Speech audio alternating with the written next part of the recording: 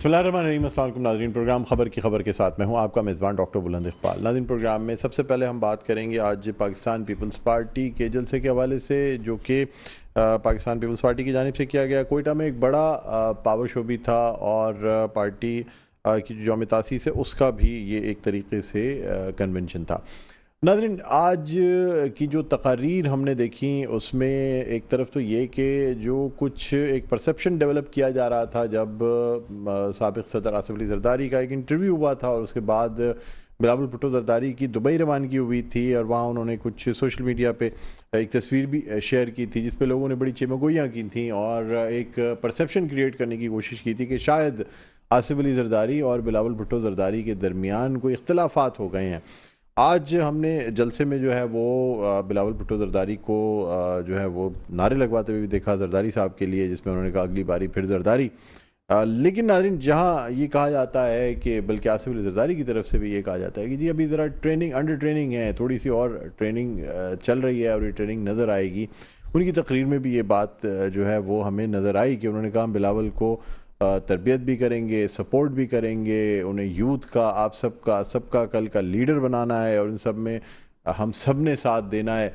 वहीं दूसरी जानिब बिलावल भुट्टो ज़रदारी ने जो शेर पढ़ा उसमें उन्होंने तमाम बातें कह दी। यानी उन्होंने जो शेर जो अपनी तकरीर में पढ़ा जिसमें खैरत को ग़ुलामी से आज़ाद कर, जवानों को पीरों का उस्ताद कर, इस पर उन्होंने बहुत सी बातों का जवाब दे दिया।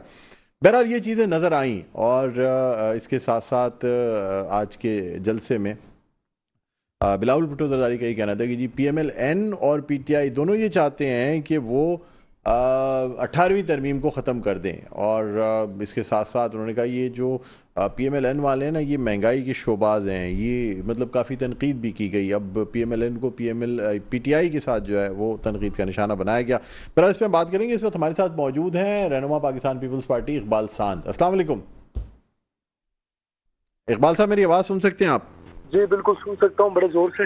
जी इकबाल साहब, आपने जो इंट्रो है मेरा वो सुना होगा कि आज जो है कुछ जवाबात दिए गए और दोनों जानिब से जवाबात दिए गए। एक तरफ तो ये मैसेज भी देने की कोशिश की गई सब अच्छा है, कोई मसला नहीं है, कोई इख्तलाफ नहीं है। अगली बारी फिर ज़रदारी का नारा भी लगवाया गया बिलावल भुट्टो ज़रदारी की जानिब से। क्या कहेंगे आप? डॉक्टर साहब, ये आपका देखने का और समझने का मैं समझता हूँ नजरिया है आपका, और पाकिस्तान पीपल्स पार्टी को किसी को वजाहत देने की जरूरत नहीं है और ना ही ये दिखाने की जरूरत है कि हम एक पेज पर हैं। बाप बेटे हैं और बाप बेटे अमूमन एक पेज पर ही होते हैं। और देखना तो ये है कि जब पाकिस्तान पीपल्स पार्टी के यौम तासीस आया है, पाकिस्तान पीपल्स पार्टी की आला क़यादत हमेशा स्टेज पर मौजूद रही है। फाउंडेशन डे पे पाकिस्तान पीपल्स पार्टी के तमाम सूबाई सुदूर, तमाम मरकजी क़यादत, तमाम साबिका सुदूर, जिस तरह आज कायम अली शाह शायद उनकी सेहत कुछ बेहतर नहीं थी तो नहीं नजर आए तो चेयरमैन साहब ने उन्हें भी याद किया। तो इसका हरगिज मतलब ये नहीं है कि चेयरमैन साहब नाराज होंगे, खुदा ना खास्ता। तो ये एक परसेप्शन क्रिएट किया था और ज़रदारी साहब ने आज अपनी गुफ्तगू में एक बार फिर ये कहा है कि हम जो बिलावल साहब जिन चीजों से दूर हैं हम उनको मजीद सिखाएंगे जो चीजें उनके पास मौजूद नहीं है। तो इसका दोबारा इजहार किया उन्होंने, और इजहार करने का मकसद यही होता है कि जाहिर है कोई भी मुकम्मल नहीं होता, तो सीखने के जो मरहला है, मैं समझता हूँ कि जब तक बंदा हयात है वो सीखता रहता है। तो ये सीखने का सिलसिला जारी रहता है। तो इसमें कोई दो राय नहीं है कि पाकिस्तान पीपल्स पार्टी की क़यादत पहले भी एक पेज पर थी, आज भी एक पेज पर है। और अगर आप डॉक्टर साहब हामिद मीर उस सारे इवेंट के जो है सारी जो सिलसिला था आसिफ अली ज़रदारी साहब के इंटरव्यू का, उसमें हामिद मीर साहब आई विटनेस थे। बिलावल साहब का फोन आया कि जनाब बाबा आपका इंटरव्यू आया था, मैं पूरा देख नहीं सका, मैं जहाज में बैठने जा रहा हूँ, तो मैं दुबई पहुंच के आपका इंटरव्यू देखूंगा। तो आपको याद होगा तो हामिद मीर ने शाहजेब खानजादा के प्रोग्राम में इस बात का इजहार भी किया कि मैं उस जगह मौजूद था जब बिलावल भुट्टो ज़रदारी साहब का फोन आया ज़रदारी साहब को, और उन्होंने कहा मैं जहाज में बैठने के लिए जा रहा हूँ, आपका इंटरव्यू देख नहीं पाया, दुबई जाके देखूंगा। सर लेकिन आपस में कुछ जवाबात दिए गए सर मतलब बिलावल भुट्टो ज़रदारी का ये शेर पढ़ना, फिर ज़रदारी साहब का कहना कि जी हम तरबियत भी करेंगे, हम सपोर्ट भी करेंगे, ये तमाम हमें सपोर्ट करनी है, हमें तरबियत करनी है। तो क्योंकि देखिए एक तरफ जिस तरीके से मुस्तकबिल के प्राइम मिनिस्टर के लिए किसी को नामजद किया जा रहा होता है, तो फिर उस हवाले से ये तमाम बातें कुछ ऐसा यानी बिल्कुल नहीं, आप कहते हैं कि कोई ऐसी बात नहीं। डॉक्टर साहब इसको इस तरह कर लेते हैं, इसको इस तरह करते हैं, माजी में पाकिस्तान में जितने भी प्राइम मिनिस्टर गुजरे हैं کیا وہ یہ نہیں سمجھتے کہ جب 88 میں شہید محترمہ بے نظیر بھٹو تھی، 90 میں نواز شریف تھے، 93 میں پھر بے نظیر بھٹو، 96 میں پھر میاں صاحب، تو یہ سلسلہ ہر بار الیکشن کیمپین میں اور تمام قیادت بھی اس بات کا اظہار کرتی رہی ہے کہ ماضی کی غلطیوں کو ہم دہرائیں گے نہیں. تو اس کا مطلب یہ ہوتا ہے کہ وہ ماضی کی غلطیوں سے سیکھنا چاہتے ہیں.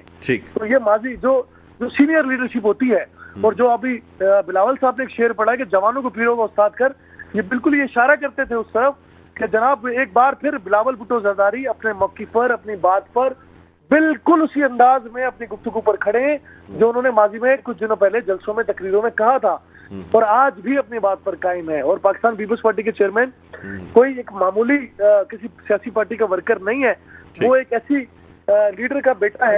یہ اگلی باری پھر زرداری کی جو نعرہ لگایا گیا ہے، یہ وزارت عظمیٰ کے لیے لگایا گیا ہے یا صدارت کے لیے؟ بلاول بھٹو بھی بلاول وہ تو ہیں سر، لیکن زیادہ تر وہ سابق صدر بھی رہے ہیں، اور پاکستان زرداری سے جو ہے نا زیادہ تر زرداری صاحب کے معنی لیے جاتے ہیں. جی پاکستان پیپلز پارٹی کا ورکر جو ہے وہ کہتے ہیں جب پہلے صدر بنا تھا زرداری، پھر صدر بنے گا سرداری. اچھا، آپ کہہ رہے ہیں کہ صدارت کے لیے ہے، وزارت عظمیٰ کے لیے نہیں ہے زرداری صاحب کے لیے جو یہ اگلی باری پھر زرداری کا جو نعرہ لگایا گیا ہے؟ دیکھیں، آصف زرداری صاحب نے کولیشن گورنمنٹ کا سگنل اشارہ دے دیا ہے، اور یہ بات آپ سمجھ رہے ہیں کہ پاکستان میں جو اگلی گورنمنٹ بننی ہے وہ کسی ایک سیاسی پارٹی کی نہیں بنے گی، مل جل کر بنائی جائے گی. اور کسی کے پاس number games, Pakistan Peoples Party کے حلقہ احباب یہ بتاتے ہیں کہ کسی کے نمبر گیم پورے نظر ہوتے نہیں آ رہے. پاکستان پیپلز پارٹی بھی یہ ثابت کرے گی کہ Pakistan Peoples Party number games میں سب سے آگے ہوگی، لیکن اس بات کا دعویٰ پیپلز پارٹی بھی نہیں کر رہی کہ ہم سنگل میجورٹی میں ہوں گے.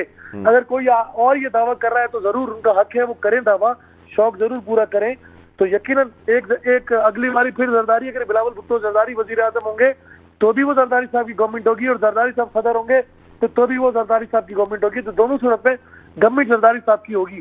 اگر کسی کا بیٹا پرائم منسٹر بنے تو پھر باپ تو حکومت میں ہی ہوا نا بھائی. ٹھیک ہے. اچھا سر، یہ جو 18ویں ترمیم کے حوالے سے بات کی جا رہی ہے، حالانکہ یہ کہا جا رہا ہے کہ 26ویں ترمیم 18ویں ترمیم کو مزید الیبریٹ کرے گی، بلدیاتی اداروں میں جو ہے نا وہ اختیارات دینے کی بات کی گئی ہے، نچلی سطح پہ اختیارات کو منتقل کرنے کی بات کی گئی. اس کا یہ مطلب نہیں ہے کہ 18ویں ترمیم ختم ہو جائے گی یا صوبوں کی خود مختاری ختم ہو جائے گی. کیا وجہ ہے کہ پاکستان پیپلز پارٹی جو ہے نا اس پہ بہت زیادہ تنقید کا نشانہ بنا رہی ہے، خاص طور سے ان کو بھی تنقید کا نشانہ بنایا جا رہا ہے، اور اسی میں پی ٹی آئی کو بھی انکلوڈ کیا جا رہا ہے، حالانکہ پی ٹی آئی ابھی تک منظر عام پہ نہیں ہے کہ وہ آیا 26ویں ترمیم کا ساتھ دیں گے یا نہیں دیں گے. دیکھیں، اگر پی ٹی آئی نے اگر یہ کام کرنا ہوتا تو پی ٹی آئی کے پاس 4 سال تھے. نہیں سر، کام نہیں کیا، لیکن 2/3 میجورٹی نہیں تھی، وہ یہ نہیں کر سکتے تھے. گورنمنٹ میں تو تھے نا، گورنمنٹ میں تھے سر، کر رہی ہے آئین میں ترمیم نہیں کر سکتے تھے. سر ایم کیو ایم یہ دعویٰ کر سکتی ہے 2/3 میجورٹی کے ساتھ ہوں گے ہم، تو ایم کیو ایم کی دعویٰ نہیں کر سکتی. دیکھیں، دیکھنا تو یہ ہوگا کہ جب پی ٹی آئی کی گورنمنٹ تھی، جس طرح آپ نے پی ٹی آئی کا ذکر کیا، تو پی ٹی آئی کی گورنمنٹ میں پی ٹی آئی نے کام نہیں کیا. دیکھیں، 18ویں ترمیم ہے کیا؟ 18ویں ترمیم جو 1973 کے آئین کو بگاڑ کیا تھا، آصف علی زرداری نے اپنے اختیارات پارلیمنٹ کو دے کے، پرائم منسٹر کو دے کے، یہ پہلا صدر تھا پاکستان کا جنہوں نے اپنے اختیارات کو وڈرا کیا اور پارلیمان کو مضبوط کیا، اور این ایف سی ایوارڈ کے ذریعے صوبوں کو با اختیار کیا. جب صوبے با اختیار ہوتے ہیں، سنیں ڈاکٹر صاحب، جب صوبے با اختیار ہوتے ہیں تو الٹیمیٹلی صوبے میں جب بلدیاتی نظام ہوتا ہے تو بلدیاتی نظام آج جب میئر کراچی تو با اختیار ہے، بے اختیار نہیں ہے. آج اگر صوبہ سندھ میں ٹاؤن کی سطح پر لوکل حکومتیں موجود ہیں تو وہ بھی با اختیار ہیں، وہ ٹیکسیشن اپنا خود وصول کرتے ہیں، پراپرٹی کا ٹیکس وہ لینے وہ ان کے پاس اختیار ہے، اور مزید بہت سارے اختیارات ان کے پاس موجود ہیں. تو ایسا نہیں ہے کہ خدا نے خواستہ کہ لوکل گورنمنٹ کے پاس اختیارات نہیں ہے. پتہ نہیں اب کون سے اختیارات کی بات کریں. شاید جو ڈکٹیٹر کے زمانے میں آئینی ترمیم یا 73 کے آئین کا بگاڑ پیدا ہوا تھا کہ نون لیگ یا متحدہ قومی مومنٹ اگر وہ شوق پورا کرنا چاہتی ہے تو جب 73 کے آئین کو بگاڑ پیدا کیا وہ کسی جرنیل نے کیا، اور اگر کسی جرنیل کے روح رواں بننا چاہتے ہیں یہ تو ہمیں اس پہ کوئی اعتراض نہیں ہوگا. ہم اس کی مذمت کریں گے، ہم اس بات کو روکیں گے، کیونکہ 73 کے آئین کے بانی پاکستان پیپلز پارٹی اور ذوالفقار علی بھٹو تھے، تو ہم اس آئین کے دفاع کرنے والے بھی ہیں اور ہم اس آئین کو بنانے والے بھی ہیں. تو ہمارا کام ہے ہم اپنے آئین کا دفاع کریں، یہ اپنی خواہشات میں ضرور پورا کریں. پھر کسی کے سگنل پر ہوں گے، کسی کے اشارے پر ہوں گے. پاکستان پیپلز پارٹی نے ہمیشہ ڈیموکریسی کو پروان چڑھاتے ہوئے جو ذوالفقار علی بھٹو کا نعرہ تھا کہ طاقت کا سرچشمہ عوام ہے، تو وہ کام آصف علی زرداری نے کنٹینیو کیا. تو وہ جو طاقت کا سرچشمہ عوام کا نعرہ ہے نا، تو بعض قوتوں کو پسند نہیں آتا. تو شاید ان قوتوں کی خواہش ہوگی کہ متحدہ قومی مومنٹ اور نون لیگ کے ساتھ مل کر یہ اٹیمپٹ کریں. لیکن میں ایک ادنا ورکر کی حیثیت سے آپ کو یہ بتانا چاہوں گا کہ ہم اس اٹیمپٹ کی بھرپور مزاحمت کریں گے, اس کا مقابلہ کریں گے. ٹھیک ہے, بہت بہت شکریہ اقبال صاحب, آپ نے پروگرام کے وقت نکالا. ناظرین, رہنما پاکستان پیپلز پارٹی اقبال صاحب ہمارے ساتھ موجود تھے. ایک وقفے کے بعد دوبارہ آپ کی خدمت میں حاضر ہوتے ہیں. دیکھتے رہیے پروگرام خبر کی خبر. جی ناظرین, ویلکم بیک. ایک دو پھر آپ کو خوش آمدید کہتے ہیں پروگرام میں خبر کی خبر. میں ہوں آپ کا میزبان ڈاکٹر بلند اقبال. ناظرین, اب ہم بات کرنا چاہیں گے میاں نواز شریف کا جو کل کا فیصلہ آیا, اس کے بعد مختلف باتیں کی گئیں. ایک طرف تو ایون فیلڈ اپارٹمنٹس کے حوالے سے جو پوری تاریخ تھی مختلف جگہوں پہ وہ دہرائی گئی. ساتھ ساتھ یہ بھی کہا گیا کہ جی ایون فیلڈ کے فیصلے میں بری ہونا ایک طرف, لیکن 62(1) کے تحت جو نااہلی ہے وہ برقرار رہے گی اور وہ تاحیات نااہلی ہے. اس حوالے سے ہم بات کریں گے. اس وقت ہمارے ساتھ آن لائن موجود ہیں بیرسٹر علی طاہر, جنہیں ہم خوش آمدید کہتے ہیں. السلام علیکم. جی وعلیکم السلام. Thank you very much Buland صاحب for having me on your show. جی ویلکم. بیرسٹر صاحب, کیا کہتے ہیں یہ جو کل سے چمگوئیاں چل رہی ہیں, ایک طرف تو کچھ میاں نواز شریف صاحب کا جو امیج ہے وہ یہ لاڈلے والا امیج آ رہا ہے کہ جی ہر جگہ سے کلین چٹ فوراً ملتی جا رہی ہے, بریت بھی ہو گئی. اب ایک کیس العزیزیہ پیپر ملز والا رہ گیا, اگر اس میں بریت ہو جاتی ہے تو پھر اہل ہو جائیں گے الیکشن لڑنے کے. کیا کہتے ہیں آپ اس حوالے سے؟ جی میں اس بات سے ایگری نہیں کرتا. دیکھیے, جو ڈسکوالیفیکیشن نواز شریف صاحب کی ہے وہ 63(1)G کے تحت نہیں بلکہ 62(1)F کے تحت ہے. 63(1)G میں تب ہوتی ہے جب آپ کنوکٹ ہو جاتے ہیں اور آپ اپنا جیل سینٹینس پورا کرتے ہیں اور اس کے 5 سال بعد آپ جو ہے وہ اہل ہو جاتے ہیں ممبر نیشنل اسمبلی بننے کے لیے. مگر 62(1)F کا ڈکلیریشن جو ہے وہ سپیریئر کورٹس بھی دے سکتی ہیں. اور ایک 5 رکنی بینچ تھا سپریم کورٹ کا, جس میں جسٹس آصف سعید کھوسا اور جسٹس گلزار احمد نے تو ویسے ہی ڈسکوالیفائی کر دیا تھا آن the basis that mister Mian Nawaz Sharif the ex prime minister, اور جو اب لگتا ہے کہ شاید اسپانسرڈ پرائم منسٹر شاید ہونے والے ہیں, ان کو ڈسکوالیفائی کیا گیا تھا. لیکن اس کے بعد جو میجورٹی تھی, جو 3 ممبر بینچ تھا, اس نے GAIT کی رپورٹ آنے کے بعد کہا کہ یہ کیونکہ انہوں نے مس ڈکلیریشن کی ہے لہٰذا he is not qualified to be a member of the National Assembly, and since he is not qualified to be a member of the National Assembly by virtue of that fact he can not be the prime minister. اس کے اوپر ایک رائے حسن نواز کا case آیا جس کے اندر یہ بحث چھڑی کہ یہ جو ڈسکوالیفیکیشن اگر کوئی سپیریئر کورٹ یعنی ہائی کورٹ یا سپریم کورٹ کرے گا 62(1)F کے ڈکلیریشن کے تحت تو یہ کتنی دیر کی ہوگی, اور اس کی کانسٹیٹیوشنل انٹرپریٹیشن یہ آ گئی کہ یہ لائف ٹائم ہوگی. تاحیات بالکل. تو نواز شریف صاحب تاحیات جو ہیں وہ نااہل ہیں, اور اب انٹل دا فیکٹ کہ سپریم کورٹ اپنی ریویو جیورسڈکشن میں لارجر بینچ کے ذریعے یعنی 5 سے زیادہ ججز 6 یا 7 یا full court up until that extent اس کو اوورٹرن کرے یا پارلیمنٹ کوئی آئینی ترمیم پاس کرے, تب تک نواز شریف صاحب نااہل رہیں گے. تو میرے آئینی قانونی اوپینین کے مطابق, میرا جو پروفیشنل اوپینین ہے اس کے مطابق نواز شریف صاحب کے not contest election as a member of the National Assembly, and therefore 62(1)F کا معاملہ جب تک طے نہیں ہو جاتا. ٹھیک ہے. اچھا سر, مجھے یہ بھی بتا دیجیے گا کہ یہ جو چیئرمین پاکستان تحریک انصاف کے الیکشنز کے حوالے سے کنفیوژن جو ہے وہ اسٹل برقرار ہے. کچھ لوگوں نے ایک نام دیا کہ جی وہ چیئرمین صاحب کی جانب سے دیا گیا ہے, اس کے بعد سردار لطیف کھوسا نے کہا کہ نہیں جی ایسا کچھ نہیں ہے, چیئرمین صاحب خود الیکشن کنٹیسٹ کریں گے, اور یہ تمام باتیں جو کی جا رہی ہیں یہ اس میں صداقت نہیں ہے. تو کیا ایک کنفیوژن کریٹ کی جا رہی ہے یا خود بخود کریٹ ہوگی, یہ کیا ہوگا سر, کیا کہتے ہیں؟ دیکھیے, میں یہ سمجھتا ہوں کہ آج کی جو ڈیولپمنٹ ہے جو میری کوگنیزنس میں ہے, میری نالج میں ہے, وہ یہ ہے کہ اس کا جو پالیسی بیان ہے وہ پارٹی ابھی کور کمیٹی کے ذریعے دے گی اور جنرل سیکرٹری عمر ایوب صاحب کے ذریعے دے گی, اور عمیر نیازی صاحب جو ہیں سینئر وکیل ہیں ان کو میسج عمران خان صاحب نے دے دی ہے.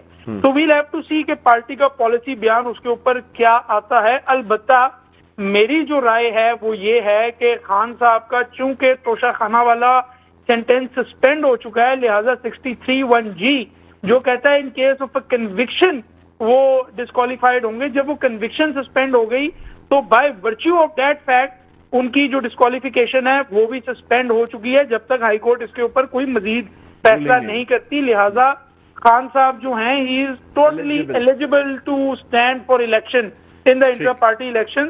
مگر اب جو میری نالج تک بات ہے وہ یہ ہے کہ شاید for the time being barrister Gohar جو ہیں وہ چیئرمین پی ٹی آئی کی ذمہ داریاں نبھائیں گے.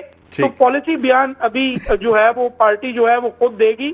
بٹ میرے خیال میں خان صاحب is totally eligible to be the chairman. ٹھیک ہے, بہت بہت شکریہ بیرسٹر علی طاہر, آپ نے پروگرام کے وقت نکالا. پروگرام کا اختتام پر پہنچتا ہے, مجھے بلند اقبال کو اجازت دیجیے. اپنا بہت خیال رکھیے گا. اللہ حافظ.